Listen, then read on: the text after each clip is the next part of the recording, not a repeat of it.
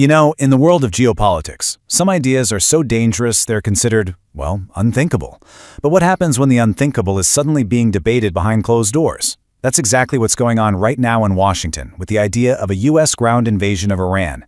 Today, we're going to break down what that could actually look like and why it's seen as such a monumental risk, not just for the two countries, but for the entire world. So let's just get right to it. Is a U.S. ground war in Iran actually on the table? It's a question that seems to have jumped from late-night speculation to a very real and present concern.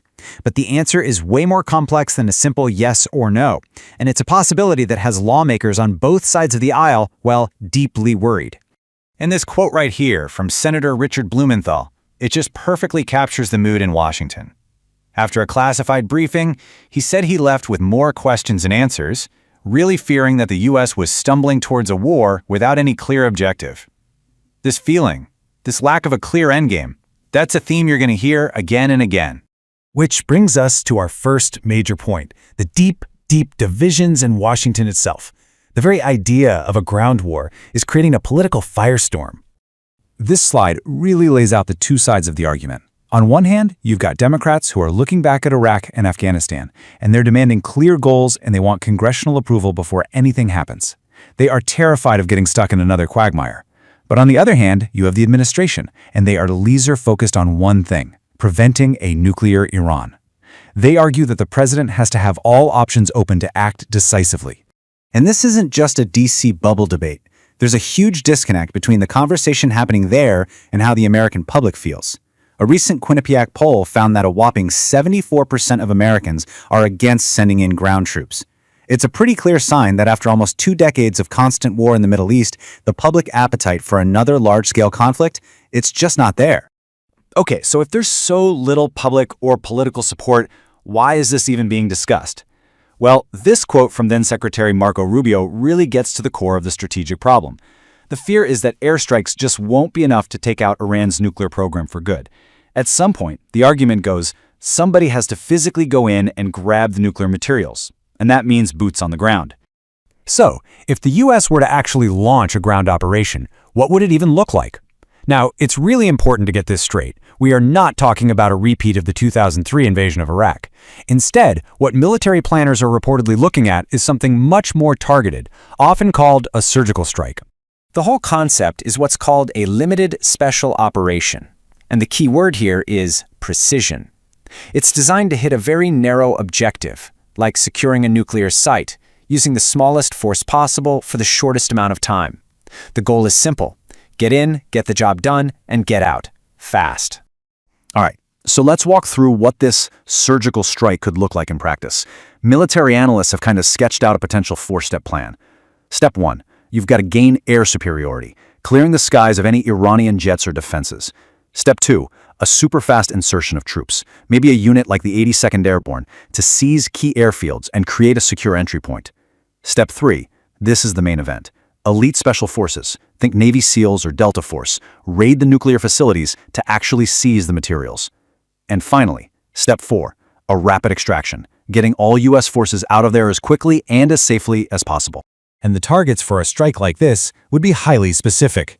We're talking about the crown jewels of Iran's nuclear program, the enrichment plant at Natanz, and the super-fortified Fordo facility, which is literally buried deep inside a mountain. Other targets could be the Isfahan Technology Center, which is vital for their research, or maybe even Kharg Island, which is the terminal for almost all of Iran's oil exports. Hitting that would be a devastating blow to their economy. Now that plan might sound pretty clean on paper, right? But executing it would be anything but. And that brings us to the immense challenge of Iran's own defenses, which are on a whole different level from adversaries the U.S. has faced in the past. Just to give you some perspective, let's start with sheer scale.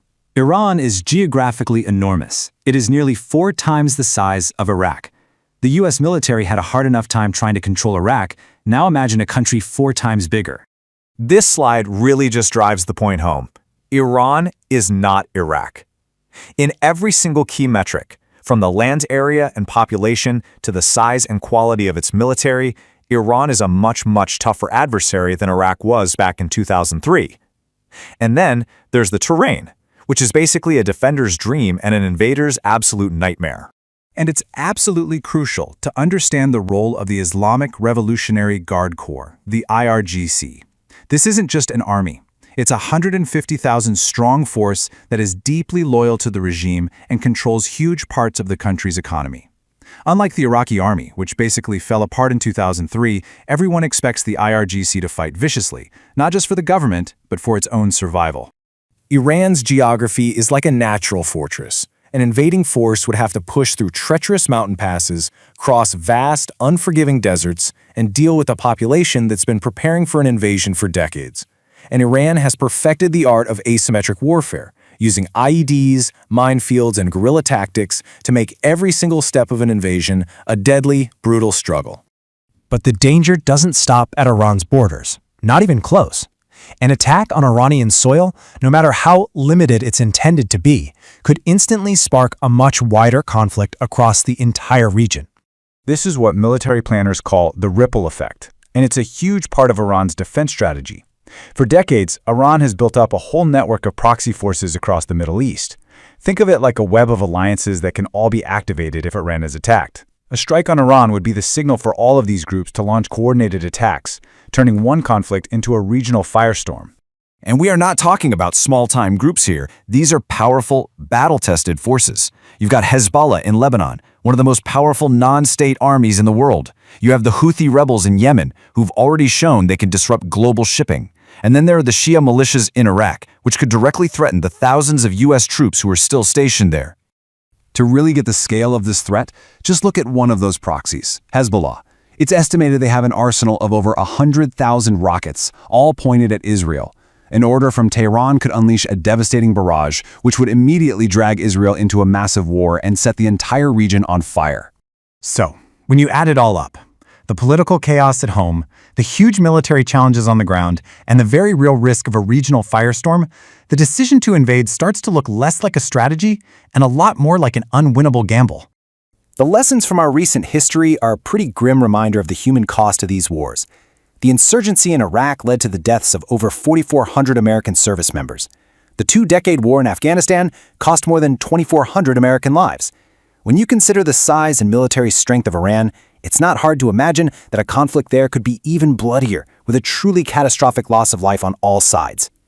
When you put it all together, the risks are just staggering. A limited operation could easily spiral into a brutal, multi-year war. It could isolate the U.S. on the world stage and maybe even trigger a global economic crisis. And then there's the ultimate nightmare, an attack on a nuclear facility that leads to a catastrophic release of radioactive material, a disaster that would last for generations. And that really brings us to the final, sobering question. When you weigh the stated goal, preventing a nuclear Iran, against the almost certain consequences of a ground invasion, you have to ask, could this gamble create a catastrophe far, far worse than the problem it's intended to solve? That's the question haunting policymakers right now.